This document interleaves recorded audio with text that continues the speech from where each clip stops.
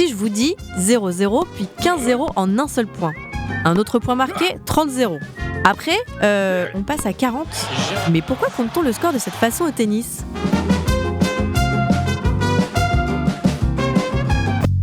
Il existe plusieurs hypothèses pour expliquer la particularité tennistique. La plus probable nous vient de son ancêtre, le jeu de paume. Dans ce jeu français inventé vers le début du Moyen-Âge, le terrain était asymétrique. Un côté pour le service et un autre pour le receveur. Le serveur, dans sa zone de service, commençait le jeu à 60 pieds du filet. À chaque point marqué, il s'avançait de 15 pieds vers le filet, environ 4 mètres. Au deuxième point, il est à 30 pieds de la zone initiale, puis 40 pieds au point d'après, 45 étant jugé comme trop proche du filet. S'il gagnait ce point, il ne pouvait plus avancer, le jeu était remporté. Ainsi, le tennis s'est contenté de recopier le système de score du jeu de paume quand il a été codifié en 1874 en Angleterre. C'est aussi le cas pour le système de 6 jeux gagnants pour faire une manche. Quasiment tout est identique alors que les terrains n'ont rien à voir. Comment dit-on feignasse en anglais ?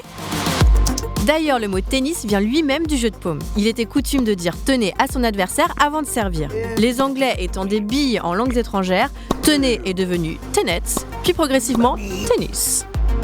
Si le jeu de paume français a une influence sur la façon de compter au tennis, il n'a pas su avantager les joueurs et les joueuses françaises qui sont souvent loin du compte.